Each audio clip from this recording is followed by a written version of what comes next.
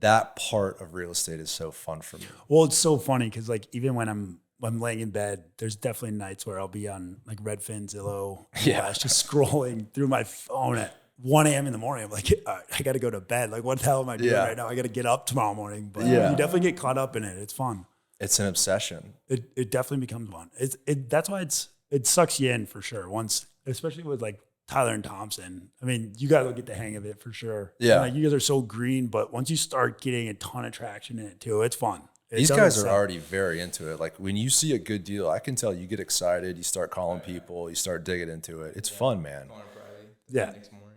Yeah, it's a good time. I mean, and a big part of it, obviously the money's good. Like if you stick with it, staying consistent, but like I said, pulling people together is huge. I mean, it's work with like all the different contractors, like lenders, brokers, like the whole nine. I mean, you really do get to talk to so many different people. And for that matter, you get to pick out and hire people too, because at different moments, there's been people that like have straight up said, thank you so much for like what you've done for my family, especially like contractors that we've kept employed. I mean, I've had 2 men just straight up cry.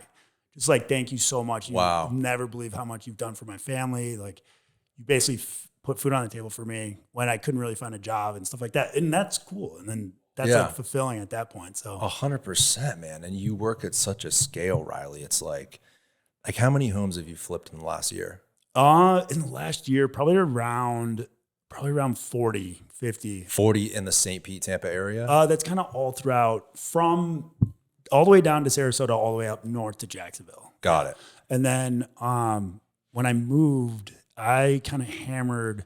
So I moved out from Phoenix, and I started in Jacksonville. And I mean, I was kind of just thrown to the wolves on that. Yeah. I mean, I want to say we had like 3 or 4 flips going right when I got out there. And I didn't know anything about construction. I didn't know anything. Like I knew some stuff about real estate, but I mean, flipping a house, it's a whole different world when you don't know. Oh, yeah. And like, it teaches you so much about negotiating. Like you're trying to hire contractors. And like, I didn't have, like, obviously my dad had his company, but I partnered with a different guy. And like, sometimes you're like, okay, should I try to figure this out on my own? Yeah. Or should I be asking questions here in this scenario? So it's kind of like back and forth in your mind. But then, like I said, learn by fire a little bit. Yeah, 100%. And you kind of put your back into it. And then I looked at it like, okay, this is my business. Mm-hmm. If it doesn't work out, it's my fault. Like, and it's a little scary at times. I mean, when I moved out to Jacksonville, I was 25 years old and really just I didn't know where it was going. I was like, okay, well, I want to like start my own thing. And I knew that I wanted to do that. And that gave me an opportunity to basically start at 25. So at 25 is when you started. Yeah. And then let's go back to your dad real quick. We're rolling. Riley Mudd, everybody. Riley, I appreciate you doing the show. Yeah. Yeah, excited to be here. So your father, tell me about your dad, because he was like an instrumental figure in real estate financing a long time ago. Oh, for sure. So what they did was, quick on my dad, he started a logistics company in Chicago, and his dad actually owned a logistics company too. So he branched off that, started his own thing. And when I was probably in, I want to say 5th or 6th grade, he decided to pick up the family and move out to Vegas. And we moved out to Henderson, Nevada, and we were out there for 2 years, and he started flipping homes. And some of the biggest problems that he was running into was finding these good investment deals. This was 25 years ago now, or I guess 20 years ago now. But then when they decided that Phoenix was a very similar market to Nevada, so they decided, okay, let's get up and get the kids away from Vegas so they're not going to high school around Vegas. And Phoenix was probably nothing at the time. Now it's a major market. Oh my gosh, it's crazy. And like, it's one of the fastest growing cities still. Yeah. And it's been for 7, 8, 9 years, somewhere in there. But it's cool to see. But then, like I said, he picked us up. We lived out in Nevada for 2 years, and then we moved to Phoenix, Arizona.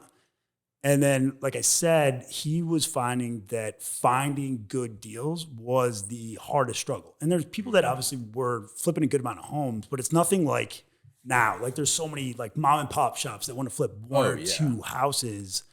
And they figured, okay, let's figure out the best way to find investment properties. So what they did was they created a business based off working with other investors that basically want to flip homes, and that like they found the middle ground to give them these properties, and they were just going to do all the legwork. Because if you're like, let's say you're like me and you flip X amount of homes over the past couple of years, sometimes the hardest thing is doing the networking to find the deals. So they did that and figured that out about 20 years ago. And then that's what they basically call it, wholesaling.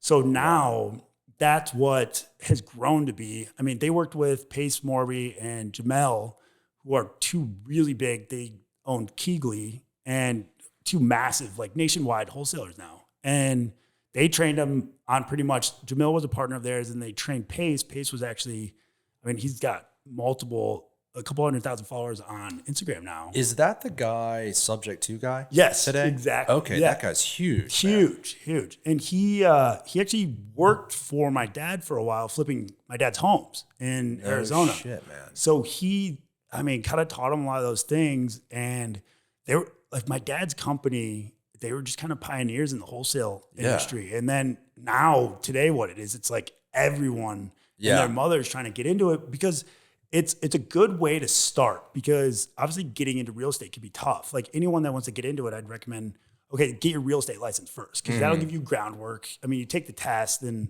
it's not a super complicated test. Yeah, a lot of people want to know how to get involved in real estate, investing or sales with no money down. That's like the biggest place people want to start. Wholesaling or real estate license is always a good place. Exactly. So your dad essentially founded wholesaling. Is that wrong to say? I'm sure it existed before. Right. It did exist. I mean, it was not, they did not found it, but they put it to, I mean, they scale. Yeah, scale. Right. Like big. I mean, they had was a part of that because of their logistics company? Like they transferred some of those systems into wholesaling? So he just wanted to get into real estate. And then that's why my dad wanted to flip property. So they started with flipping properties, and they found their biggest difficulty was finding deals. So that's kind of what made them shift to that. And then it had nothing to do with the logistics company. He sold his logistics company to my uncle, actually. So it's actually still in the family business. So amazing. It's good. Yeah. So your dad took the cash, started wholesaling. Exactly. And then was he also flipping property at the time and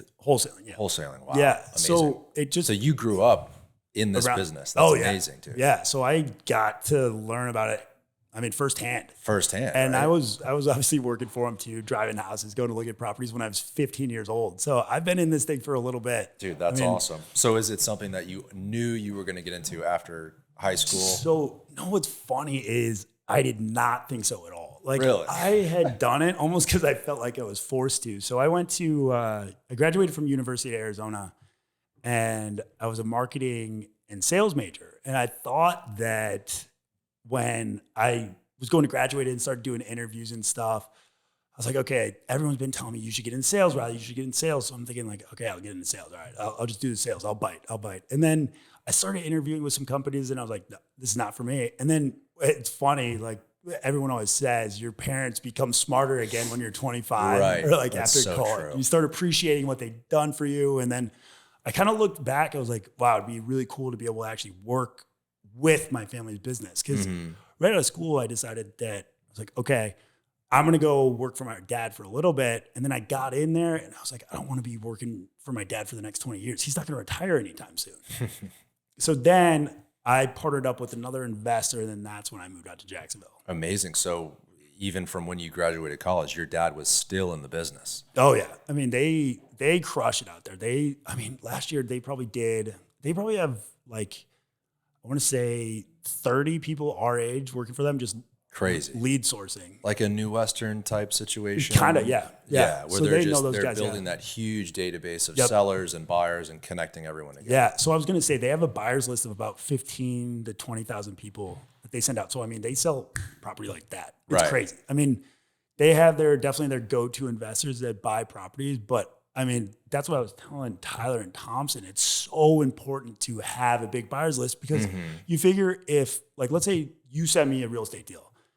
The good thing about having a big buyers list, if it's not going to work for me, or maybe I'm too tight on capital, then I can at least move the property. I can be a piece of that real estate at least. And then I just go to my buyer's list, I send it out, and I'm making $5 to 10 grand. Yeah. In scenarios. I mean, there's other ways to find deals that you can be making more money, and that's really direct to seller stuff. But yeah, I mean, it really allows you to have a piece of kind of every, or gives you a chance at least to have a piece of every real estate that goes across your desk. 100%. Yeah. Especially for young guys that want to get started, man. Like you, Tyler, dude, you could get involved on some of the deals. Like if you found a screamer deal, you could wholesale it to someone. The only issue is, what do you think about this, Riley? An agent getting in on deals like that, would that turn off investors and buyers? Would they go, I'd rather you just be my broker and send me the deals? So what's good about having your real estate license is, I mean, everyone needs a home, right? So if you're doing some marketing, let's say some direct to seller marketing, what's good is, like, I'm setting up a cold call list tomorrow that we're doing some texting for. And what's great is that the guy that's going to be doing the lead management, it's actually my cousin Joey, but he's going to be doing some lead management for us. And he's got his real estate license. So he's going to be trying to go direct to seller, like, hey, what's the, like, what do you need done to your property? Or what have you done in the past 5 years? And it lists off like, okay, I've done the roof, but my plumbing's bad, my AC is bad, whatever it is. If they have like need updates to flooring, yada, yada, yada. But what's good about having a real estate license, like, well, I did all this work to my house, but I'm interested in selling. Then Joey, who has his real estate license, can actually flip. Well, if you don't have an agent, I'd love to list your property. Right. So it's like what I was just saying is that your network, it allows you to be a part of the real estate that comes across your desk. So it's just a different way of using it. Right. And it's just important. If you have your real estate license, it's just important to always disclose that, because then you're expected to be the real estate professional in a scenario. And as long as you disclose it, it doesn't matter. Yeah, that's kind of where it could get tricky, is if you're a wholesaler with a license, but you're not telling people you have a license. Exactly. So then you could get someone who gets really pissed off. Oh, for sure. Because, well, you got to think of it. So if you go to a discounted property, let's say it's worth 300K, completely redone, but they want to sell it at 150K, right? Because it needs a lot of work, and they're not going to be able to get it. They're not going to be able to sell it on market. They're not going to be able to sell it to FHA or conventional loan. So they have to go cash, hard money, whatever. Yeah. So it kind of locks them in a little bit as far as like moving the property. So then if the person at that moment does not disclose that they're an agent, then where it gets a little sticky, the seller could go back to the agent and be like, well, he tapped in my equity. That was unethical. And then you're expected to be a real estate professional saying like, your house is worth this. Right. So then that's why it's important to disclose, so you can't get in that situation. But that's really the only issue, not the only issue, but that's like the main issue that can occur. Yeah. And you want to avoid that. So if you do have your real estate license, you don't want to be tapping into people's equity and then they feel like they were treated misfairly. Because on the other note, like as an investor, you give them an opportunity that they don't have to stick 60 grand in their property. Like the roof, let's say the roof's leaking. Like they might not have the capital to do the roof. So you give them an exit out of the property to sell it right now and not have to do anything. Yeah, as long as you make it clear, right? And you spell out those numbers. We dealt with that twice in the last few months. One of them, seller was an old lady. She was basically on her deathbed. Oh, wow. Didn't have a will. It was like 3 children who somehow got a power of attorney, but it was dated incorrectly. The whole thing was a little bit sketchy from like an overarching perspective, but the deal was amazing. It was probably a house that could end up selling for like $1.2 million when it was all redone. They only wanted like 600 for it. I actually sent it to you. Oh yeah. For us, we were like, God, this is a great deal, but we can't buy it because it's just this weird situation where there's going to be a pitfall if we're involved. But we can broker the deal. Like you said, like maybe it doesn't work that you are the investor or you are the wholesaler, but you can still broker the deal and make money. Oh, for sure. And then it happened again. This older couple selling this beautiful home, smells like smoke, needs a lot of work. We have a certain number we would pay, but we can't out front just tell the seller, yeah, we'll give you this much for it. We think it's worth this much. Well, we really know it's worth more than that. Yeah. So what we tell people usually in this situation, if it gets a little hairy, is let's list it on the open market, give everyone a chance to make an offer, and we'll put an offer in too. So then there's like this competition sense. If we're the only one acting as the buyer and we're also the broker, dude, that's a recipe for disaster. Yeah. Right. A seller looks at the net sheet and maybe even looks at what we sell it for after we renovate it. And they're like, dude, you gypped us out of however much money. It's best to just put it on the open market and stay clean. And that helps. But the thing is sometimes keeping it off market, investors want it off market because it can mess with appraisals on the back end. So if I'm an investor and I go to flip a home, sometimes it's more enticing for it to be off market because when I go to either refinance on an appraisal, let's call it a rental, like a long-term 30-year loan, they'll see that and then they'll know what I put in the property, but then they know what it looked like before I actually started the rehab. So they'll go, all right, you did the roof, you did the kitchen, you did the windows. So they know that I put in roughly, like, let's say $60K. They will feel obligated in scenarios to protect their license and only give you an appraisal that basically makes up for what you actually did. So if you get an off-market property, then it's kind of up to them to think of what you did. Like if you go to the nines, like let's say you do roof, AC, plumbing, electrical, it's all new flooring, kitchen, bathrooms. Okay. They see it, they see what you bought it for, but then they don't see the pictures. So then it's up to them to guess like, oh, this guy probably put 175 grand into it. Then his mind's like, oh, this is the nicest property in the neighborhood. Instead of seeing like, oh, he got such a good deal on this and he didn't do any work. I'm just going to give him an appraisal that makes him 130 grand right now. Like Couldn't that go both ways though? Couldn't you have an appraiser that doesn't know value of renovations? Well, that's the thing is that if that can happen, but to be on the safe side, you prefer to go the other way because when the bank hires an appraiser, like the appraiser works for the bank technically. So when you go that route, I've found on houses that we flipped and refied that it's a much safer bet to actually have off-market property. But I'm not saying it doesn't work. And like you said, there's definitely appraisers that will give you the value. Yeah, for sure. That's like as a listing agent or a buyer's agent, I always tell my associates, you got to show up to an appraisal because you have to let that appraiser know what's different about that house. Well, you don't know if that's his first house that he's appraising too. It could be. That's true. I mean, hopefully not. Yeah. But small stuff and subtle details that only the agent or the seller or buyer might know. Like, hey, this is real wood floor. This isn't a laminate.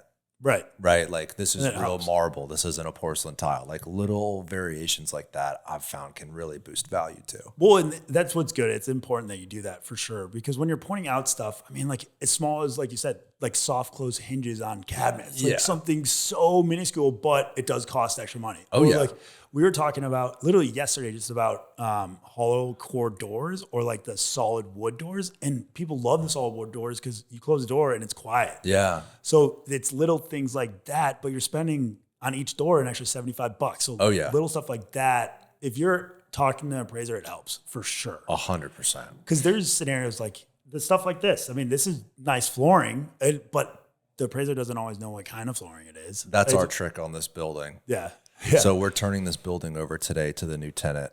Tampa Bay Gutters is calling me. I don't have to take that right now, but we're working on another building too. So like, you know how it is when you sell a property to a buyer, you're kind of tying up loose ends and you got to make it nice for them. And then you're buying a new property. So you're dealing with, I'm sure you deal with that at scale. Yeah. Right. 40 in the last year. So I'm dealing with it too. But like this property, for instance, our issue is going to be on an appraisal or a commercial broker that would broker this deal. They're going to look at price per square foot. They're going to look at the market. An appraiser's going to look at comparable sales on a per square foot basis. And rents too. But this building is tricky because it's only about 1,500 square feet, but it's super high end. Like there's a marble wall in the bathroom. These are real French white oak floors. Everything we did cost extra money versus most offices with like a carpet flooring, stuff like that. So if we were to take this property to the market, I would probably put a crazy number on it. The reason is the quality of finish, among others. But any broker or any appraiser is going to be like, this is worth probably hundreds of thousands less than what I would offer. Right. So that's kind of a trick. Like this building in particular, you have to hound the broker. Like, dude, this is why I'm asking that price. Right. You got to prove your value. Right. For sure. And it's important to work with the appraisers too when you're talking to them, just explaining explaining what you did. I mean, because like when you walk in, you're like, okay, this looks like the house that I just walked. But it is. I mean, it's definitely important. And finding the luxury market is an interesting take too, because it's so unique. Not every house is just like your like white shaker cabinets. That's a good point. Like, it's very, very different. Yeah. It's like the market almost dictates the luxury market much more than an appraiser necessarily does. Oh, yeah. It's tough for them to sometimes find value because, like, let's say I walk into a house and I have a $2 million house on the market right now. You walk in and you see a grand entrance as far as, like, let's say you walk through a 10-foot pivot door and then straight through you see like a 30-foot slider. It's wide open with 20-foot vaulted ceilings, nice fireplace. That instantly is better than maybe the $2 million house. It's kind of choppy and you're walking in, like, that's where the buyer dictates the value of the home more than the appraiser does, because the square footage might get the appraiser to $2 million on the janky house, but you walk in, you see the wide open layout with the huge slider, cool pivot door, and like awesome kitchen. Yep. Then it's the market that kind of dictates at that point. Because a lot of the time, if you have a contractor, appraiser's not going to mess with it so much because it's two meeting of minds on an agreed upon price. Exactly. So that's why it's definitely important in the luxury market that you list properly. It's so important for the broker and the agents to pick that rather than the appraiser. But I mean, in your everyday standard, like $250,000 to like $700,000 home, it's a little bit dictated. Definitely different. Yeah, it's way different. I think it's apples to apples in the regular market. That's such a good point. That distinction between the luxury market and then, like, I guess you would say the regular retail market. There's so many intrinsic things in real estate that people pay extra for that's never going to show up on an appraisal. Exactly. As an example, this building is standalone. It's not attached to any other buildings. There's a parking lot in the back. Well, you're not going to see that on a price per square foot comparable basis. They're just going to be looking at office space. Here's the price and here's the lease amount. Here's the square footage. Well, this building should be X amount, right? There's buyers and businesses that are willing to pay more because it's a standalone office space. Oh, of course. Small stuff like that is not going to show up in an appraisal. No. You know, and even extremely small stuff. Like, I don't know if we have transitions here between the tile floor and the wood. I know in the condo project we didn't do a transition, right? So the wood runs directly in the marble and it gives it this really, really clean look. Right. That's a small feature that is not going to show up on any valuation report, but a buyer in a buyer's head, they're willing to pay a little bit more. It creates a little bit more demand because of that intrinsic value. There's something that's more tied up and well done about the property. Super small stuff like that. Those subtle details in the luxury market, honestly, are what separates the retail market versus the luxury market. You got to know those small details. And that's what makes a good agent too. They can speak that language. They walk into a house as an example and they see no transition. Oh, this contractor, this developer, whoever, they know what they're doing. Like, this house is worth, like you said, whatever the listing agent put it on the market for. Exactly. And the luxury market has so many unique things about it as well. Cause like you walk into, like, let's say I redid a home and selling it for $500K. What those buyers are looking for, they're excited about just the new stuff in the house. When you're remodeling. Like, they're stoked about the roof being done. Like, their AC's new, their windows are new. They're not going to be struggling with opening and closing the windows. They have vinyl flooring in there. When you jump to that luxury market, they expect those things. Like, that's a no-brainer. Like, that needs to be in the house. Like, the other things that come out are like a wine cellar, or like maybe an elevator, or that 30-foot slider, or maybe you have like a unique island that's 20 feet long. Like, that's kind of what makes you stand out. That's when it gets a lot different. And that's where I think investors actually sometimes struggle, because they think they can do it all, but sometimes it's better for the investor to actually shove it off on an interior designer, because then you're kind of expecting too much of yourself in scenarios, because an interior designer, they're a professional. And they come in, and if you're going to be selling a $2 million piece of real estate, you kind of need that professional setting. Unless you're super talented. Yeah. Like my wife and my mom did I don't want to say I didn't do anything. Yeah. I maybe had like 10% of the design in this building. Well, women help. They rock it. Women help. Yeah. If you're a real estate investor, get a girlfriend. Yeah, man. exactly. That's the first step. They help. They help for sure. But even subtleties such as the street, like we've had houses on the same street. One doesn't sell for months and months and months because it's close to a larger main road. One of them sells in a second because it's deeper in the neighborhood. Yep. There's so many subtleties to real estate. And I think people who are new starting out they have this overarching perspective on Zillow or MLS or whatever program they use. And they're like, okay, this price, this neighborhood, we're good to go.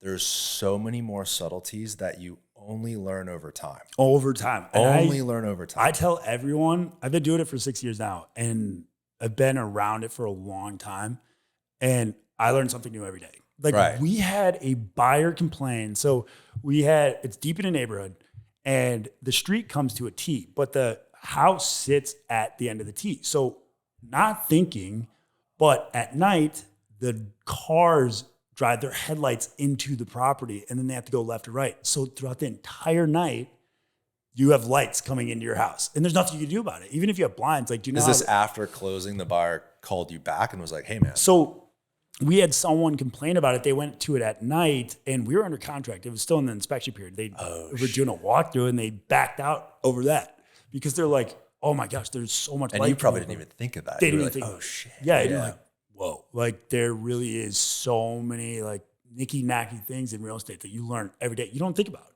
Dude, my mom's been a real estate agent for over 30 years. She crushes it down in Sarasota. She works in the luxury space. Nice. And she can spot subtleties before they come up. So she's partnered with a builder developer down there, Allegra Homes. They're phenomenal. Custom home builder in Sarasota. When he's looking at a lot, she'll chime in and be like, don't buy that. Yeah. Because she knows what the buyer's going to say when the house is built in 18 months. You have to have the experience, man. You can't skip that step. That's the one piece of it that you can't skip. Exactly. Well, that's what's good about, like, back to what we were saying, is getting your real estate license to start out doing wholesaling. Because, like, if you decide to just jump in, let's say you're doing a 6-unit property, you make a couple mistakes. It's not chump change that you're losing sometimes too. I mean, you walk into some mistakes, it's tens of thousands of dollars, sometimes even more than that. And it's not fun when you start losing money and you don't have a lot going on. Oh yeah. It's not fun. That could be a big hit, man. Yeah. The good news though is this market is probably the best in the entire country, right? Aren't we lucky to be as young as we are in this market? Holy shit. Oh my gosh. The growth here is insane. Knock on wood, right? Everything continues. Yeah. Well, what's funny is obviously we talked about my dad being in it so long, and in 2007, 2008, obviously everyone knows what happened then, but they talk about Seattle being kind of insulated in that scenario because there were so many people moving there that it helped so much. So what's good about Florida is we have so many people moving here right now. So there's actually infrastructure that can support the appreciation. I mean, obviously, we're probably not going to have a 30% appreciation year over year ever again, which was so unique. But with Tampa growing as fast as it is a good space to be in for us. As far as real estate growth, there's a lot of people our age, like you said, moving here. Business is growing, and I'm excited about that area. It's awesome. Seattle was insulated during 2007, 2008. Is this something that you stumbled upon online, like an article, or what was your experience? So it actually did not dip as much as other markets just because there were so many people moving there. So that data to me is massive. Because that's what I've been thinking. I've been thinking from a macro perspective. If you watch MSNBC or you're online looking at articles, one would think, okay, we're headed to a recession. Like this is not good for real estate. I totally agree with you. We're in an insulated market. I didn't even think about other cities during the last recession. Yeah. So Seattle was one of them. Yes, correct. So that's what's so interesting about it. And that's what makes me feel good about owning investment properties here because, like, for instance, there's markets that I think could be catastrophic. Let's say we see 2007, 2008 again, which, I mean, that was so unique and because that was real estate backed. Which they've gotten so strict with lender requirements and all that underwriting. But if we were to ever see a dip that bad again in the coming future, Tampa is insulated just because we have so many people moving here right now. And there's so many people working now. So many people. It's growing. Right. There's people moving and shaking now. Like we literally talked about before we started this podcast that there's so many people our age moving here. And that's really what drives the market. Yeah, that's like the foundation of an economy. Exactly. Honestly. It's all those people, not necessarily starting out, but people in probably 25 to 40 who have good high paying jobs moving to a metro area. Oh, yeah. Like that base is what supports us up. Even like, dude, the University of Tampa, like none of those kids are going back north, man. No. I've had probably like, how many on the podcast? 4? It's funny, like someone comes in, they're young and it's like, where'd you go to school? Oh, UT. Like it's a joke at this point. I have probably how many kids went to UT at our company? 3? 3, yeah. We've had interns from UT. Like I've talked to, let's just say 10 or 15 of these students or prior students. All of them are like, dude, no one's moving back to New York. No one's moving back up north. Everyone is staying. Whereas 5, 8 years ago, that wasn't the case. People would come down from the Northeast, go to UT, graduate, move back home. Yep. Now they're staying here. We have an amazing base of college educated workers that are staying. Like you said, young people moving here from all over the country. I think one thing we are missing is a big industry. Like we need a news article that's like, yo, Amazon's dropping like some huge headquarters here, or like a tech company or whatever that may be. I think we are missing a large business that can provide 10, 20, 30,000 jobs. But I think it comes, man. I think those businesses follow the educated workers. And when they look at the demographics in the next 5 or 10 years and they see, holy shit, Tampa has all these educated people, they'll come. It will, for sure. I agree. Because even Bill Gates buying into Water Street, like he bought in that was, I feel like that's a big indicator because he's obviously smart money. Like he's got a bunch of guys telling him what to do with his money. So he might not even be the one that makes that decision. Yeah, exactly. You know that's what I'm saying. It's like you and me are sitting here talking about this and like we don't have the data that they have. And like they are obviously tracking like we are like, oh my gosh, like Tampa's turning into something. There's something going on there. There's so many people moving here. So let's be a part of it. So he wouldn't just invest that to take the tax benefits necessarily. He thinks there's growth happening around here. So 100%. So that's why he jumped in it. I mean, I think that speaks volumes about what's happening here, that if one of the richest men in the world decided, hey, I want to get involved in there and be a part of this, then I think that just speaks volumes about what's happening. Definitely. How did you find the area? So I moved out to Jacksonville, and my old business partner invested in Jacksonville and Tampa. I partnered with him in just Jacksonville. That's the way that we did it. So he was the capital partner, and we were 50-50 partners, and I did all the work. I moved out. I was boots on the ground. So we started gaining a lot of traction and doing pretty well in Jacksonville, and he was already investing in Tampa. And this is 2000, like what year is this? What was this, 2017? 2017. So okay, 5 years ago. Yeah. And moved out to Jacksonville. And then I lived out in Jacksonville for about 3.5 years. And there's nothing wrong with Jacksonville. I think it's going to be a great market. And that's why I'm actually building a rental portfolio out there and focused on doing that and not so much flips out there. Out here is great for more development and flips and stuff like that. But I think the long-term game in Jacksonville is awesome. What does the market have to look like to have those two different perspectives? Like what would make a market good for buy and hold and what would make a market good for flips? So, I mean, everyone knows like the 1-to-1 rule of obviously rents. And once the market kind of gets too saturated, there's so many people and the market becomes too expensive, then rents don't make sense anymore. It's tough to actually, like if you go to, let's say, property in South Tampa, you couldn't buy a house right now on the market where interest rates where they're at in cash flow. There's no shot. Right. So you're gonna have to invest more capital. So what's good about the markets in Jacksonville is just the purchase price. The median home price is much lower. Got it. So the rents are still about a 1-to-1, even with interest rates, or the 1% rule. Sorry, not the 1-to-1, but the 1% rule. And it makes a lot more sense to cash flow those things. Why not buy 10 properties when you can only buy like 3 out here? It's not as risky. So you kind of diversify one, and then there's a lot more growth, I think, as far as like, let's call like Jacksonville a penny stock more than Tampa is. Cause I think Tampa and St. Pete's already like hit a huge stride. Like, we're literally talking about it for 10 minutes just now. Oh yeah. Like how many people are moving here. So we might be talking about 100% increase in real estate valuation over the last probably 5 years, maybe 100%, less. 100%. Yeah. I mean, which is insane. It's there. It's insane. I mean, it's awesome for us, but that's why I think Jacksonville is a little bit lagging but I think it's going to get there. In my opinion, I lived there. I was in there, there for 3 years, boots on the ground, working it too. And I really do think it'll get there, but it's more of a 10 to 15 year play. So back to your question is what kind of brought me out here is I think that you don't want to spend your young or your 20s and then your early 30s in a market that you're kind of waiting for to get there. Okay. And if you're going to be living in your younger years, you want to be in a market that's kind of already there. I think that Tampa and St. Pete kind of provides that a little bit more. There's a lot more young professionals here right now. For sure. A lot more, which, you just want to surround yourself around those people, keep you motivated, keep growing. Yeah. And it's a lot easier to connect with people for sure. You kind of grew up watching your father build out his wholesaling and flipping business at scale. Yeah. When you moved here to Jacksonville, you were 25 years old, right? Yep. 24, 25. Learning at scale is a tough one. A lot of people don't have the perspective you do. You live in Tampa, but you manage how many properties in Jacksonville that you own? We have, 15 out there right now? 15 properties. Yeah, 15. And how many units? Single family? Yeah, there's single family, and then there's one quadplex out there. So we have a rental portfolio, or I have a rental portfolio out there with my business partner, Griffin, and that's 15 units. And then we've built a rental portfolio out here and a development portfolio out here. Okay. But the rental portfolio we've built out here is, they've just been good deals that we bought almost before the market took off a little bit. Got it. Right.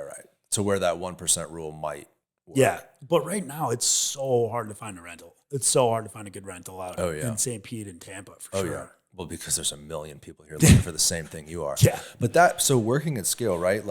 You guys live here. Does Griffin live here as well? Yes. So you guys have to manage that Jacksonville portfolio remotely. Oh, it's all from my cell phone. If I didn't have my cell phone, it all stopped. It's crazy. Do you have one guy that's your guy? Yeah. He manages everything? Yeah. So we actually have 3 guys that I worked with out there. And they've just done a great job kind of being the glue to it when I moved away. They really stepped up for us. We've wholesaled some deals, we've flipped some deals, and we have the portfolio out there as well, the rental portfolio, and they're super active as far as being contractors for us that have worked for us for about 5 years now, but they'll do whatever. I can ask them to go check out a property. I was on the phone with one of them yesterday, and he walked 3 properties for me. Just check them out. Damn, so they do it all. Yeah. Their sales, contracting, management. And what's great is that it's the relationship that I've built with them. So they know that they're going to have constant work for me. And then, like I said, what I was talking about earlier is some of these contractors have just been so thankful for the work that we've provided for them. And they'll just take the skin off their back to do anything to help us out. So I'm like, hey, dude, can you go look at these 3 properties? And they're like, yeah, sure, I'll be there. Just let me know when. You couldn't do it without those guys. No. That's the key, right? Yeah. You got to have those guys that you can trust. Oh my gosh. The trust is the biggest factor. Are they on salary at all? Or how do you keep them? So it's per property basis. So it's easy because you almost, this is what I was saying. Who was I saying this to? I was saying it to my cousin last week. You got to look at each property when you're investing as its own business. So when you look at it, you can't confine yourself to what you're going to do with it. Maybe it works as a rental. Maybe it works as a flip. Maybe it works as a wholesale deal.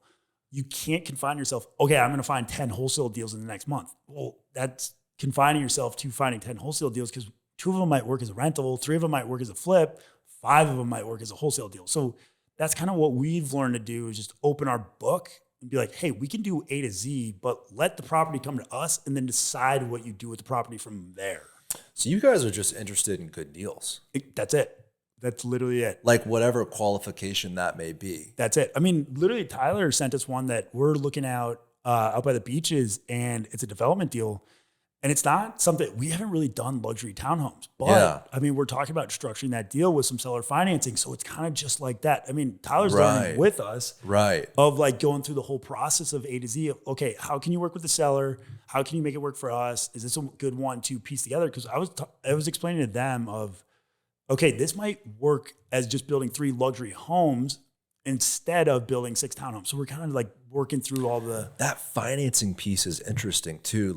Especially now, right? A deal that doesn't make sense at all could make sense in a heartbeat. The seller would do the financing. Well, no, it's awesome is because that's what's holding up the real estate market right now, because there's so many people that don't want to move. And I follow Yahoo Finance on Instagram, and they actually posted something in the past year.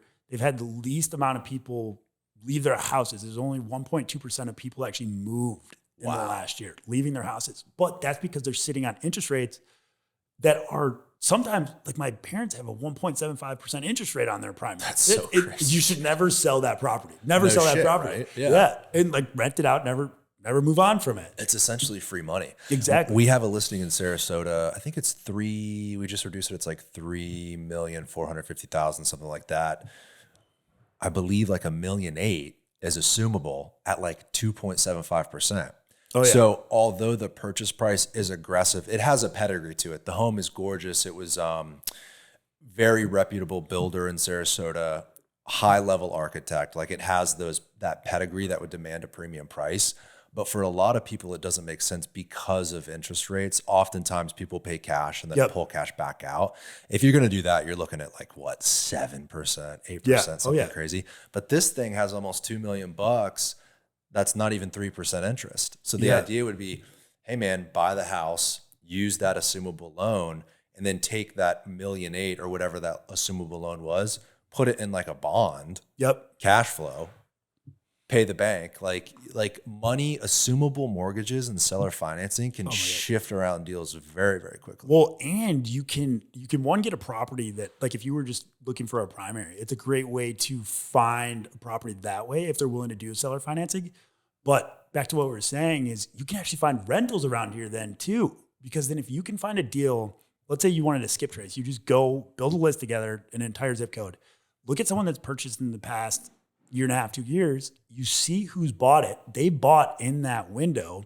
Then you just send them a text or a cold call, kind of like I was explaining to Tyler, is you just hit them up, see if they're willing to do seller finance. If not, then no big deal, because it's competitive right now. So they're probably getting touched. But as far as marketing, but if you can get them to do the seller finance, you can make the rental work. Like you give them a down payment, assume their mortgage with the interest rate, and maybe give them like a 10-year and then a balloon payment. But then what's good about the balloon payment, they get excited about it because like, okay, I can make the money 10 years from now. I don't need the money right now. Right.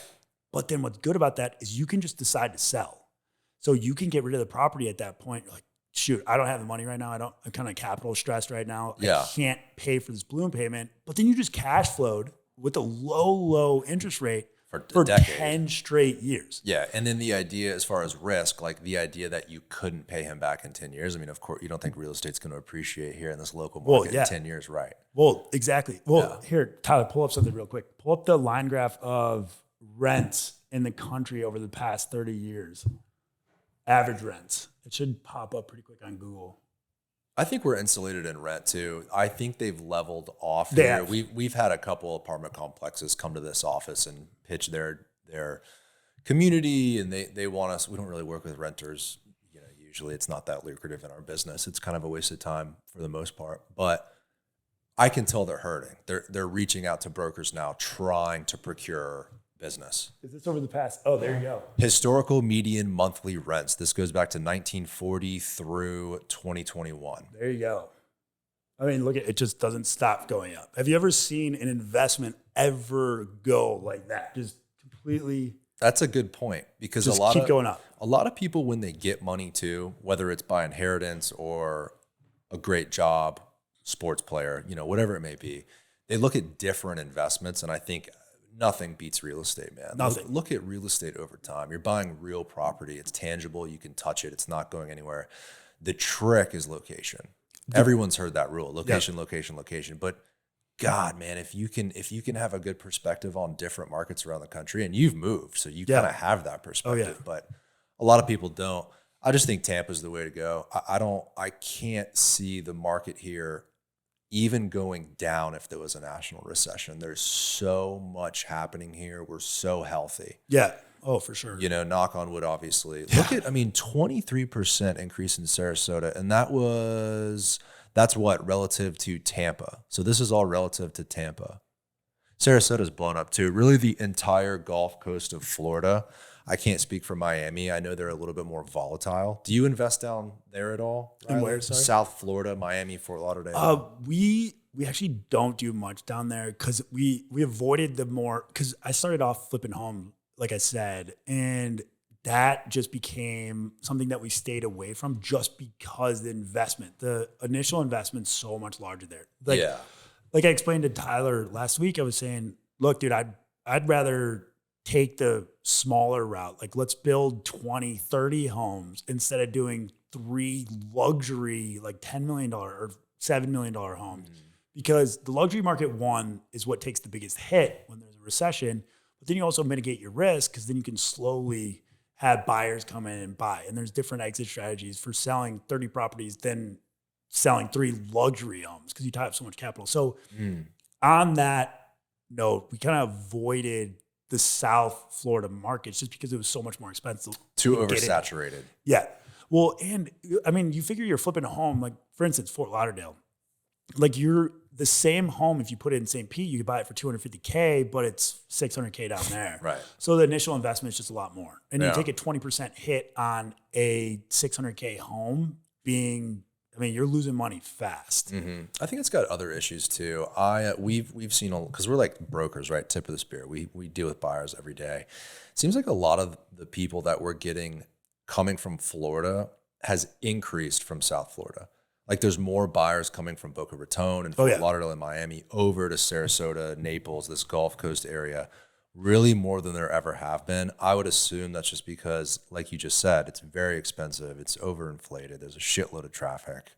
Yeah. We've always kind of been the smaller market in Florida. It just seems like there's definitely a shift in this direction. And we've definitely been the little brother, I feel like, to those markets, but it's shifting. I mean, it is. Like I've met so many people that moved from Orlando. Right. Like, I mean, Fort Lauderdale. That's Miami. what's crazy too. Our area is getting Floridians.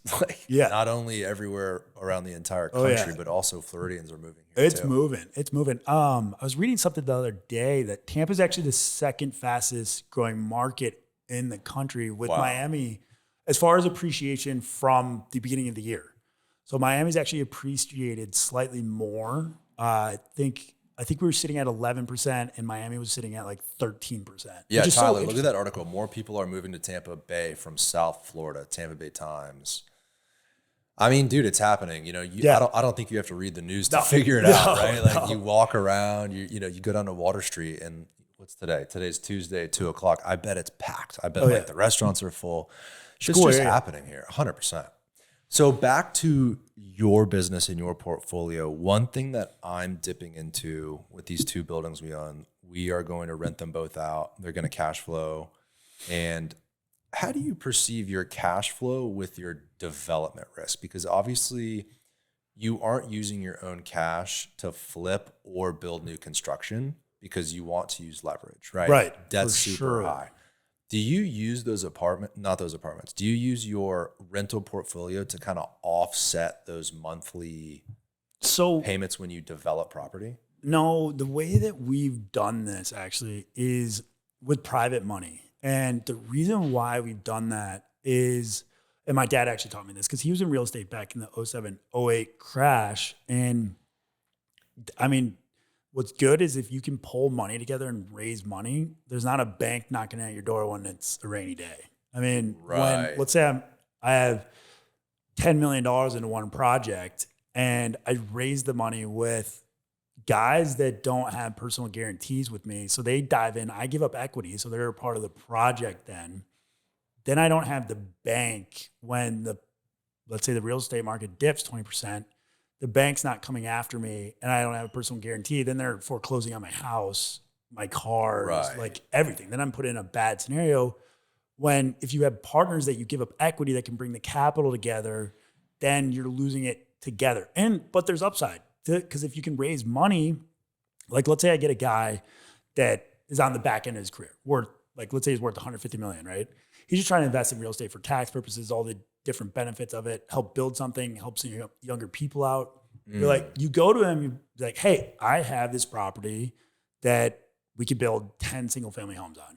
It's going to cost X, let's say $250 a square foot to build. It's going to be 2,500 square foot homes. And I need this capital. I'll give you 50% of the deal. I'll do all the work. Your risk is gone. Then you're getting good at just raising money And it's a way to be a part of bigger deals. Because sometimes if you're a young investor, it's tough to get money for a project like right. Because going to a bank, they're like, okay, I need Who $10 the hell million are bucks. Yeah, I need $10 million bucks. They're like, okay, what have you done?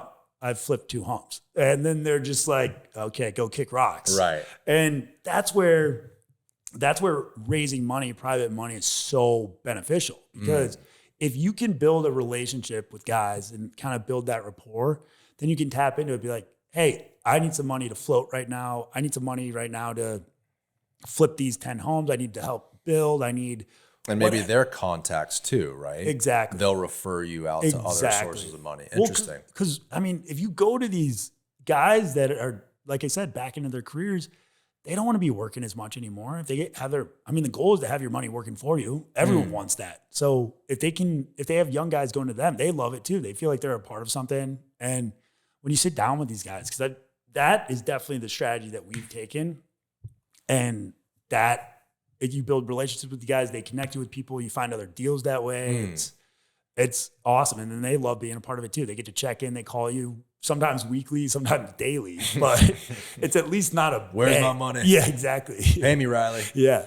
So on private money, you're not obligated to debt in terms of a debt service, like a payment. Right, exactly. So it's very, very dependent on the investor, because some investors want it for tax benefits. So if let's say you give up 40%, some will ask for a preferred interest rate. So they get 40% of the back end. They'll come in, clean you out of the land that you purchased already. They'll clean you out. They'll put the money down, and then they'll pay for 100% of construction. And then let's say we're building 3 buildings. They want to keep one and rent it out. But then sometimes in my scenario, being a young investor, I want to sell. Or if it works out for me that we can just partner on it and keep them, but then they get the tax benefits for X amount of years. Or you structure it based on their wants and needs. Like if they want to sell it, then I mean, you really don't, like you get to be a part of the deal. You just kind of listen to them. Like, right. Hey, let's sell these. Okay, let's sell them. Great. We can make some money on this. Sweet. For you though, you're like, I'm young, I want to sell. Why would you want to sell when you're young? Well, it just depends. I mean, so obviously pulling in money early is great. Yeah. And then you can kind of invest what you want and where you want to place it. Because sometimes owning property with some of these guys can be tough, because then they can call the shots. I mean, they invest a lot of money, then they're knocking at your door. Hey, I need the money. I need to sell right now. And you're like, well, dude, it's cash flowing so much money right now. Like, why would we sell? Yeah. So partnering long-term can sometimes be tough. That's why, I mean, what did Warren Buffett say? You never go broke making profit, or you never go bankrupt making profit. So anytime you can sell and make money, it's never a bad day. Right. So that's kind of why I look at it. But I mean, I'm personally trying to hold on to as much property as I can, but it's a tricky balance, right? Oh my gosh. Because being young, you have to look at it like an accelerant. Like if you can buy a property, fix it up and sell it and make $100,000. Well, $100,000 in your pocket tomorrow is a lot better than $1,000 a month. Yeah. Being young. Yeah, for sure. Right. So like that accelerant, like buying and selling and buying and selling and buying and selling. Maybe in 10 years you look back and you have a bunch of money, and then you can like do more long-term plays. Right. That's the way I look at it. I've done a couple different deals. Like we had a little portfolio in Sarasota that I wanted to keep. It was an HOA condo community, 11 units. My idea was like, dude, I'm going to freaking own this whole community one day. Yeah. I bought the first 2 in 2017. How old was I? I guess I was 25, 24. And I bought 2 of them at $59,000 a piece. And talking about the 1% rule, they rented for $995. I paid $59,000. That's awesome. So yeah, they were great deals. And my thing was like, dude, I can buy 2 now. These 2 are for sale. The lady that sold me the 2 owns 6. Like one day I'll just buy 1 every year from her. I ended up owning 11 over 5 years, rented them all out, cash flowed them, and it was great. Unfortunately, the HOA management there wasn't the best. It was kind of HOAs can be tough. Yeah, it was a tricky operation. So we got out of it for that reason. But looking back, the profit we made on that sale, didn't 1031 it, so got a tax hit. But having that like hundreds of thousands was so much worth it at like 29 years old versus just, I think I was netting, it wasn't crazy, man. It was like $4 or $5 a month, which is pretty good at that age. But then again, like, what are you going to do with that? You can't go do other deals. Like, I wouldn't have been able to do this deal. I wouldn't have been able to do the condo or the other office. And like, there's definitely a balance between cash flow and that immediate appreciation, like that forced appreciation of value add. So for you, right, you're just trying to do, it sounds like any opportunity that makes sense. Right. You've got the 15 in Jacksonville. You've identified different markets. Yep. What's kind of next for you here locally in Tampa, St. Pete, as far as your like flipping business and then developing, like building new construction? Yeah. So we probably have about 50 units in the hopper right now. And amazing. We've worked on finding covered land deals. And it's funny because I can't say it enough, but my dad actually taught me that. He's like, what's good about the covered land plays is you find property that's sitting on a zoning that is beneficial in the future. So if you need to, though, you can stick a tenant in it and you're cash flowing so that for a rainy day, you at least have someone paying that mortgage or paying for your finances, whatever it is. And then in the future, you can build and develop. Exactly. So we're doing the 11 single family homes. They're luxury houses down there on the water in Apollo Beach.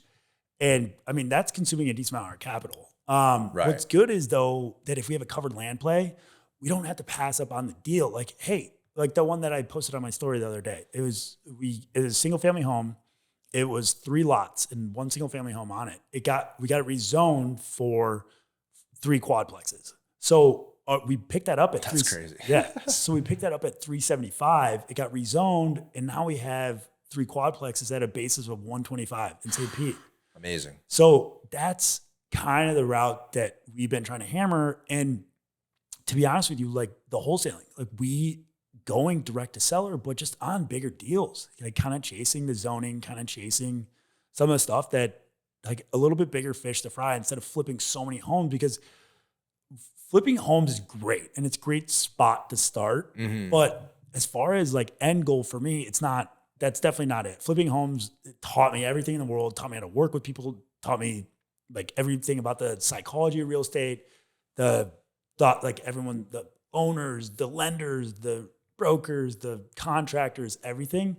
But it's a lot of headache for the amount of money that you can make. Like I flip 300 homes a year. It's a lot. But in bigger deals, I mean, you could do 2 or 3 and make the same amount of money. Mm-hmm. But it's harder to get in those bigger deals. So that's a hard one though, right? Because earlier you were talking about how this market is not as good for a buy and hold, but how do you find a property with that good underlying zoning? Like I know right north of here, north of Kennedy, North Hyde Park, this area is amazing because it's all single family homes on RM multifamily zoning. Right. There's a ton of that.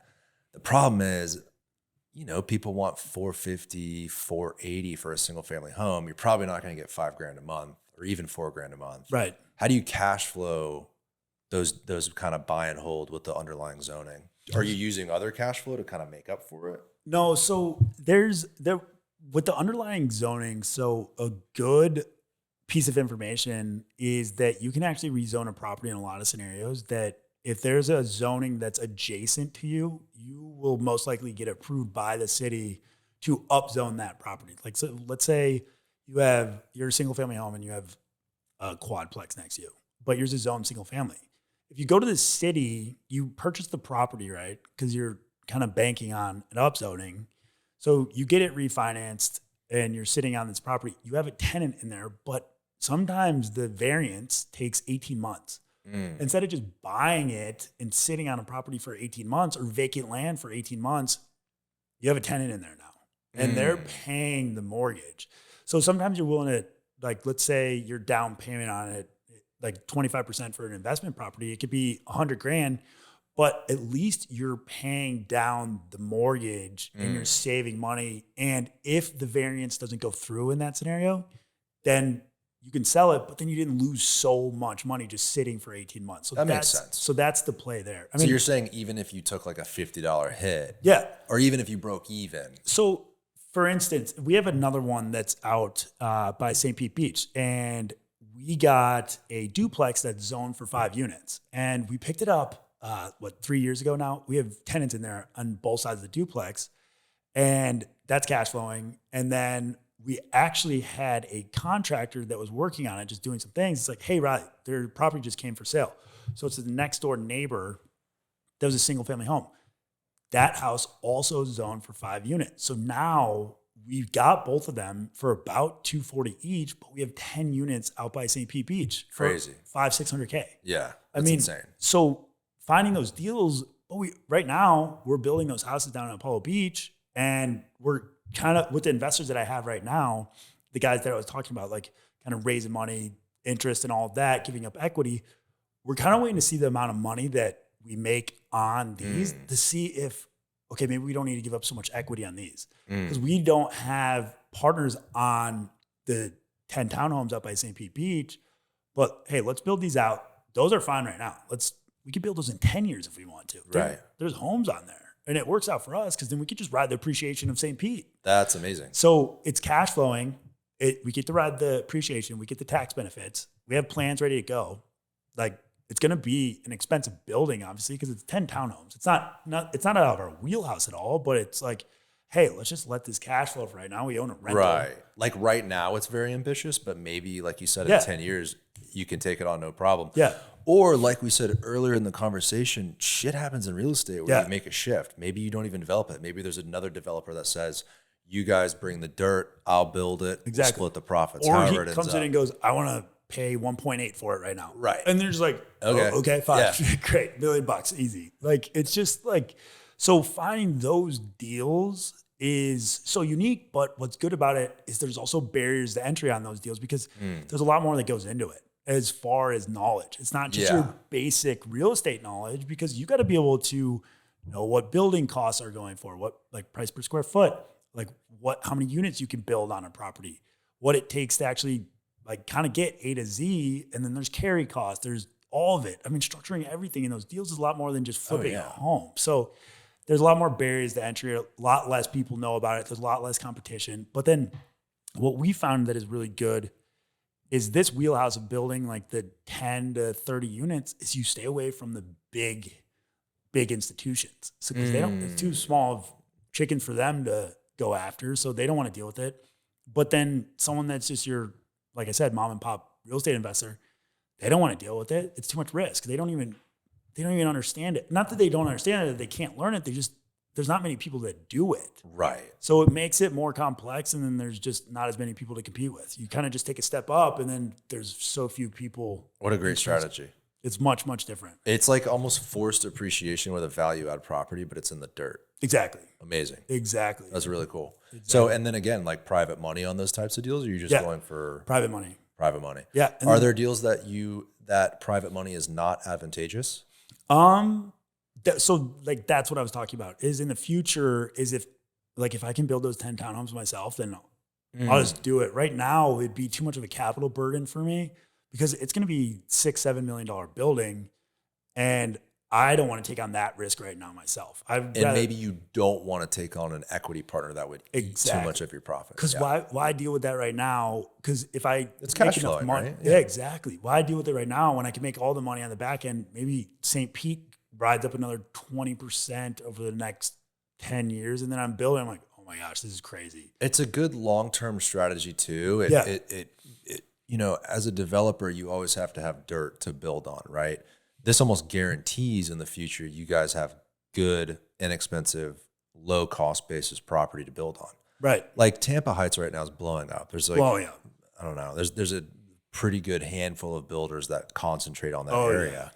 And I've been looking around trying to figure out how are these guys getting dirt, because it's very hard to find right now in that neighborhood. A lot of them bought 2019, 18, 17. Yeah. So the idea, that's what probably they did 5-8 years ago, buy these little single family homes, sit on them, and then now the market's hot. Now they're putting shovels in the ground and building these homes. It's literally back to what you were saying about location. Because those guys, I mean, there's guys that own, I talked to a guy that owned about, I think 10 to 12 properties in Riverside Heights. And I mean, you've seen what that neighborhood's done. Right. He just sold those properties. Like just cashed out. Yeah. I mean, he bought them all for like 75 to 100 grand, selling each one of them for 400, 500 plus in 6 or 7 years. I mean, Could you imagine that? Just, it's amazing. Okay, I'm going to buy 10, 12 and properties. I bet you if you took that to market, you'd have 8 different builders willing to make a bid on that portfolio. Oh my gosh. That's the thing too. Well, and like even with the deal that we're structuring with Tyler and Thompson, I mean, there's ways that guy could have just been like, hey, let's let a builder do it. I will just sell it to them. They come and pick up my land at $300K. I bought all these things at 75. I make 225, but now I have the upside of building with them, but I don't have to do anything. So then they get profit and the builder's happy because they make profit on it. So yeah, and they've owned it for, I don't know, how long have they owned it? Do you have any idea off the top of your head? Like 3 years. 3 years? Yeah. So they probably did pretty good on it. And I don't know, you've held it for 3 years. What's the difference? Hold it for another year and a half or 2 years. Right. Yeah. And for a lot of people, it's just like, it's being active with your money at that point. Then it's back to what we're saying, is just sitting on your money, letting your money work for you. Yeah. And that's why the seller finance is such a creative way to work with people. I mean, it's like that building we closed on a couple weeks ago up in Tampa Heights. We're so excited about it. Like I said, we wanted to move in and put our real estate office in there.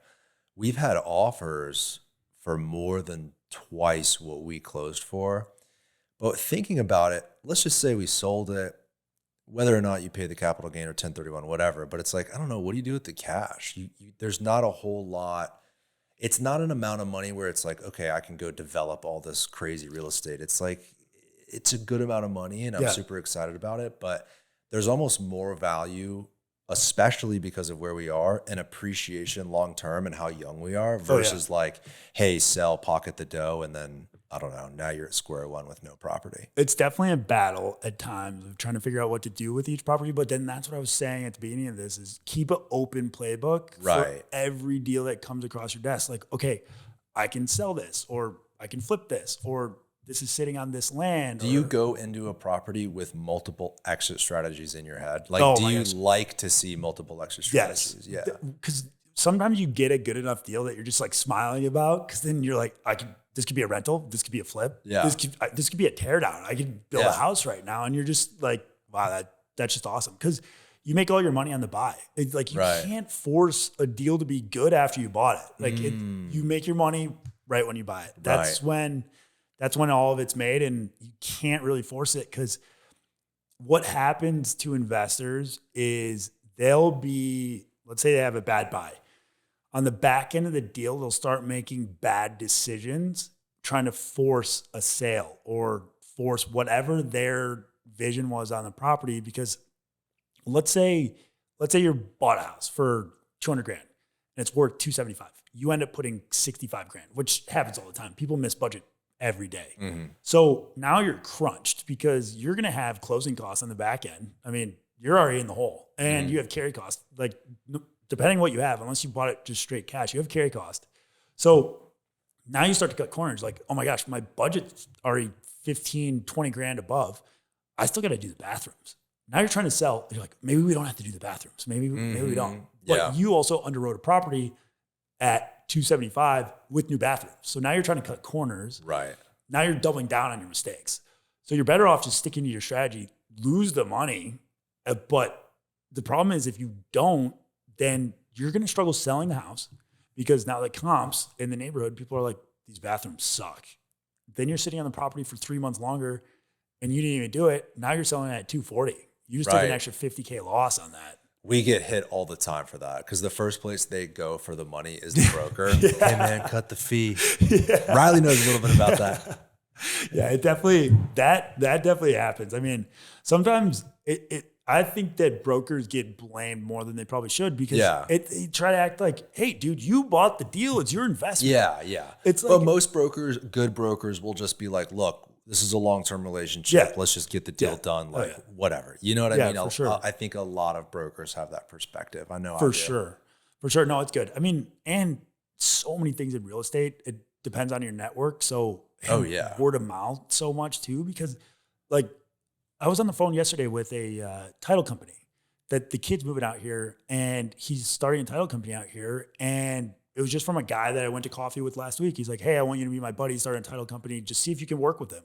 It's just word of mouth. And then now, 100%. Literally 2 weeks from now, when he wants to meet up for drinks, and it's just like, we're all going to go meet up for a couple of drinks. And it's like, it's word of mouth. You start building that. And then maybe I could work 2 or 3 deals out with them. And then just like that, one relationship, one good conversation with someone turns into a partnership, or maybe they find us a deal, or who knows, man, right? Exactly. That's what's awesome. That's the thing about real estate. It's all, deals can come from so many different sources too. Oh yeah. It's not just brokers, really. I mean, I think brokers can find a majority of the deals, I would say, but there's so many scenarios where you could find property, whether it's someone's aunt or uncle selling a home, or whether it's someone's grandparent who passed away. I mean, there's opportunities everywhere in real estate. You got to look under every rock. Yeah, for sure. Sometimes you hit some jackpots under the rocks. I'd imagine you have to do that at your scale because you're doing 40 a year, right? So you can't rely on one source. No. Oh my gosh, no. Because you'd be stupid to, right? Because then you're losing out on so much. So much. That's why building relationships is so important. As far as helping people out, like Tyler and Thompson, they're so green. I mean, just trying to give them information, help them out, and then we could work together on deals. Like get them to send me deals. I'm like, hey, I'll give you all this information on how to do this stuff, but I just want the inbox when you guys.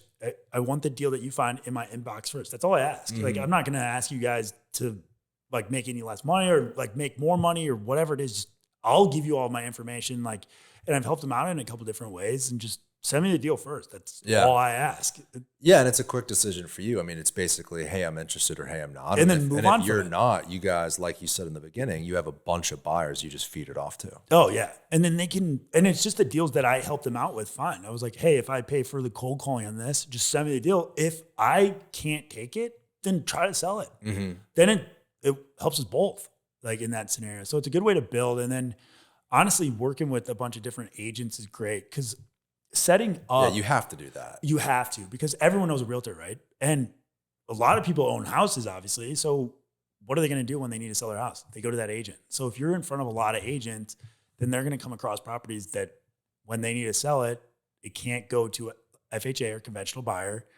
An investor needs to come in and buy it, cash offer. Well, agents need to be friendly with other agents too. Oh, for sure. I mean, that's a big piece. Like Tyler and Thompson, I tell those guys all the time, like get to know who's in the space. Oh yeah. Because like we said off air, there's agents that don't deal with mom and dad buying a house. Exactly. There's an investor base of agents that only work with you guys. Yep. If you can get to know them, all you have to do is say, hey man, I got a guy, he's looking for XYZ. Do you have anything? Yeah, I actually do. Boom, exactly. Put it together and you guys both win. So that's a big piece too. And there's guys that just work strictly day in, day out with maybe 1 or 2 investors too. And that's it. And then you can build a career with just a couple guys. Oh my gosh, it's crazy. You see some agents absolutely crush. Like the couple of agents that like work with my dad's company out in Arizona. I mean, they make big money. And it's like they're just like 2 or 3 guys, and they just work directly with them and they crush. Like it's impressive, but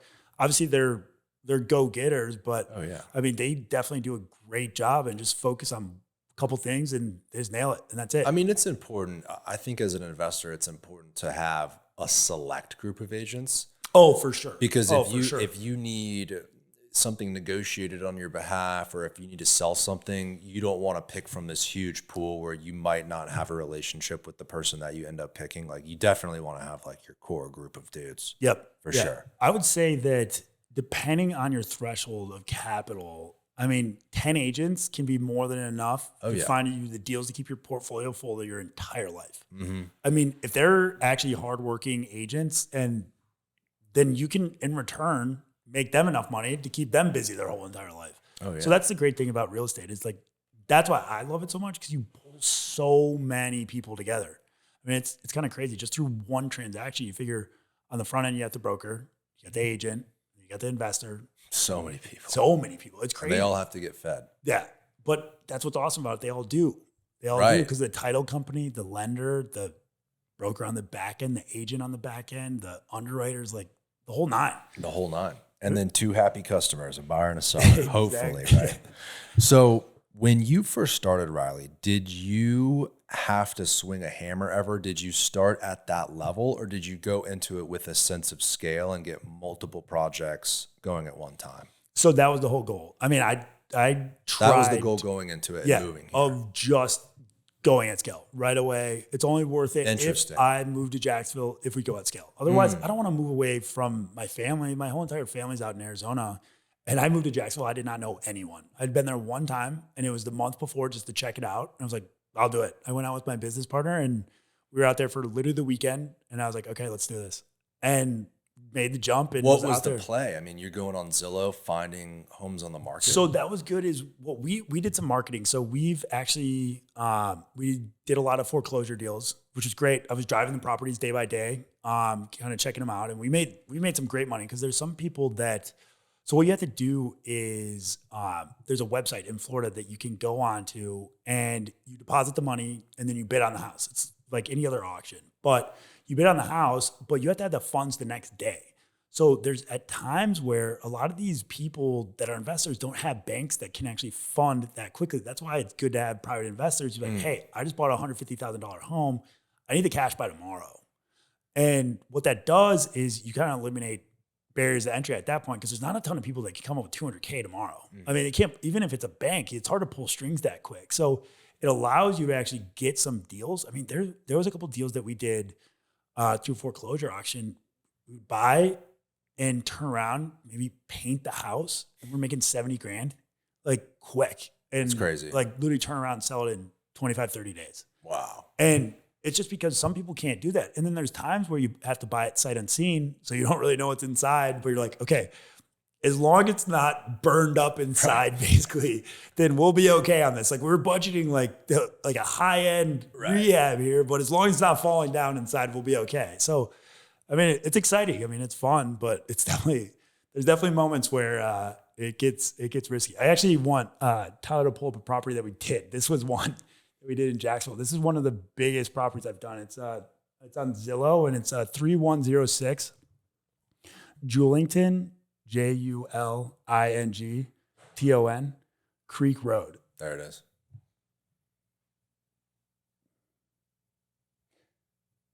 Yeah, so I don't know. Sold for 2.5. Yeah, so I don't know if I'd paint the house the same color again, but you should have seen this house before. So did you sell it for 2.5? Yeah. December 21. Yeah. I mean, what did you pay? We bought it at $450. Bro, what? Yeah. What? Dude, yeah. This is a riverfront property. So this slider is 24 feet, and then there's the pool back there, and it's on St. John's River in Jacksonville. Okay, assuming you guys dumped a lot of money into this, right? Yeah, we dumped about $1 million into it. So, I mean, it was obviously pretty good profit, but this house taught gorgeous, great work. Taught me so much about real estate. Was this crazy. Your largest deal at the time? At the time, yeah. I mean, it was stressful to say the least. I mean, this house put me through it. Now, how early on was this when you had moved to Jacksonville? So this was probably a year and a half in. So you took on a huge project like this a year and a half in. Was your partner like, dude, this is not the move? Like how did that dynamic work out? So this was definitely a stressful time. So I was like, yeah, we should buy this deal. I'm all like jazzed up on it. He's obviously putting the money forward, and he comes out and sees it and just goes, holy shit. And I'm like, what? He's like, I'm just trying to figure out how we're not going to lose $100 grand right now. And it's crazy because it needed so much work. But then at that point I was like, oh shit, I got to put my back into this. Like, I don't want to do this to someone that like puts so much faith in me and trust in me. And I'm like, I can fix this. I've at that moment had flipped about 30, 40 homes, and we definitely accelerated as time went on about how many homes we were doing a year. But at this point, I'd done nothing like this. I mean, it was a lot of work. On that first deal though, you said you guys moved to Jacksonville and knew no one. Like the first house you bought, I'm assuming you're the one literally doing the paperwork and buying the home and checking it out in person. And then that first contractor, like how did you find that first contractor? So he had, my old partner had somewhat of a contractor base out there. We actually work with one of the guys still, but that's it. I mean, contractors turn and burn pretty quick. It's just like with any industry. The turnover ratio is kind of big because contractors, I always call it glorified babysitting because, I mean, it can be tough sometimes. That's a great way to put it. Yeah. I mean, construction's tough at times because, I mean, everyone's going to tell you they could do it in a year when it's going to take 2. And then they can tell you to do it for $100 grand and it's going to take $200 grand. Right. Like that's the nature of the industry. But, yeah, I mean, it's kind of just word of mouth. What's good is asking other contractors, like let's say you go to AC guy, right? Ask him for a roofer or a plumber. Don't ask him for the AC guy because that's competition. He's not going to give you the AC guy, but he doesn't do plumbing. So ask him for the plumber. Because a lot of these guys don't do their own marketing. They don't do their own, like, they don't put their website. Some of these guys don't do any of that. Right. And they just all have word of mouth. All word of mouth for these guys. So that's what's important. You go to these guys, go to your roofer, ask for an AC guy. Go to your kitchen guy, ask for a tile guy. Go to your flooring guy, carpenter, like yada, yada, yada, so on, so on. But that's how you find good contractors. That's how you did it. So you just built this network basically from the ground up. Yeah, all word of mouth. And literally just started from scratch. And that's wild. Dude. There was some long nights of like, I can't imagine. Stressful nights. And it sounds like within the first year and a half, you had already done 20, 30, 40. I mean, you were cranking them out. Yeah, for sure. And it was good because obviously it's not my hometown. So I didn't have the ton of distractions. So I cannot, over the past 5 years, I've learned more in my life than I did the first 25, 100%. Like not even close. Like going through business over the past 5-6 years, I learned 100 times more than I did in school. It's not even close. Yeah. Like it's literally not even close. It's that hands-on experience. Exactly. Yeah. It really does teach you so much. Obviously schooling gives you a good foundation and it shows that you can get from A to Z, get something done. But other than that, doing stuff, being out in the real world, it can be tough times. No, nothing can replace that real world experience. Exactly. That's for sure. And you're doing it right now. I mean, you deal with people day in, day out. You know how it is.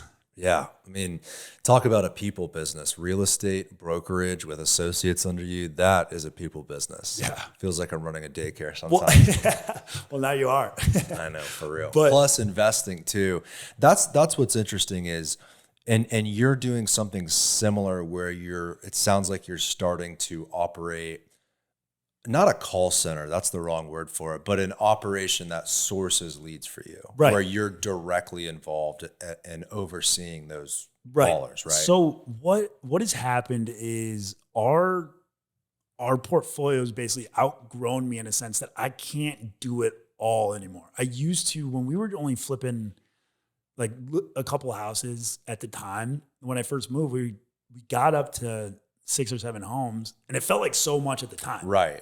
But then you start to get better at your job and start to you become more efficient as you learn. You're not sitting on like some small decisions. It doesn't take you 20 minutes to make one anymore. It takes you a second. Mm-hmm. So you save so much time, but then you become so efficient that you need to rely on other people. So then that's when you start to outsource. And that's basically what I started to do, relying on guys like your brokerage, the guys at your brokerage, just finding deals. Like I can't be out looking for deals every second, but the guys in your brokerage can because they're agents and they do a great job talking to people and they basically do it for me and I just pay them for it then at that point. So is that what you're focused on, Riley? Is that what's next for you in your business, is like scaling, going wide? Yeah, exactly. Do you have ambitions to go outside of this market and do this on a state or a national level? So that would be something that I would make a decision to do that based on where we're at in probably 3 to 5 years. So we have a good amount going right here that my time and my obligation to the investors that we have right now wraps me up in that scenario that I probably have to be here. Or I could outsource it and try to grow there. But we're so focused right now on learning this market. And I'm still, like I said, still learning every day. And I'm still so young in my career. Yeah. I'm only 5 years in. You know what I mean? Right. You know how it is. You feel like you still have so much time left. Mm-hmm. And I'm just trying to learn as much as I can. And then if I decide to go that route of building a bigger company, I don't think I'd really get bigger than 10 to 15 guys because I think, or men or women, not 10 to 15 people. But yeah.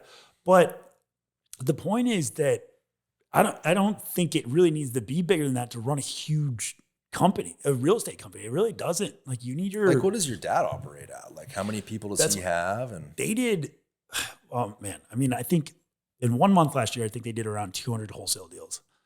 And that's ripping money. I mean, it's crazy. And it's just relying on people, but I want to say they only had 15. That's wild. 20. Wow. Yeah. And then they have their, hard money lending business and it's like 4 people, 5 people. Wow. And it's just, they've done a great job keeping it thin and it's really taught me a lot that you really can grow such a big business and just relying on people that are very efficient and good at what they do, but then pay them for it. If you're going to bring them in, make sure that they're getting paid for bringing that in. Like if you have a portfolio that's producing you a ton of money, they see it. They see what kind of money you're making. So it's important that if they're going to grow or want to stay around and you teach them, that they get paid for it as well. Because they're not, a lot of these people that can actually produce, they're obviously not dumb people. So to keep them around, you have to pay them. And that's the way to grow though, is keeping those guys around and then kind of going from there. Everybody's got to eat. Yeah. Well, dude, it's 3:30. I don't want to keep you from your girlfriend. Yeah. This was an amazing experience. I mean, you're it's so wild to me that you moved here with the goal to immediately scale. A lot of people start off with that first flip and they're literally like swinging the hammer themselves and they're doing the work themselves. And you can kind of tell oftentimes, but it's interesting that because of your dad's perspective, you knew like scaling was the way to go. Yeah. It was kind of just make or break for me. I was moving out knowing that I needed to do that. And I was betting on myself. And if you can't bet on yourself, you're going to rely on someone else for the rest of your life. So I wanted to look at it that way, that I was going to make it and there was no other option basically. Right. So I was like, I'm doing this and I'm not going to do it slow. Do or die. Yeah, pretty much. And your partner's still here too, which is awesome. Yeah. You guys have worked together for probably going on 6 years now? No, my other partner, the financial partner, is actually in Arizona still, but my new partner, my buddy, we partnered up about 1.5 years, 2 years ago. I met him, right? Yeah, Griffin. Yeah. He's a nice dude. Yeah. You guys are both tall. Yeah. I think you're both 15 feet combined. Yeah. Something like that. All right. Well, Riley, dude, you're the man. Yeah. I appreciate it. Sounds good, brother. Thanks for having me. All right. Bye, everybody.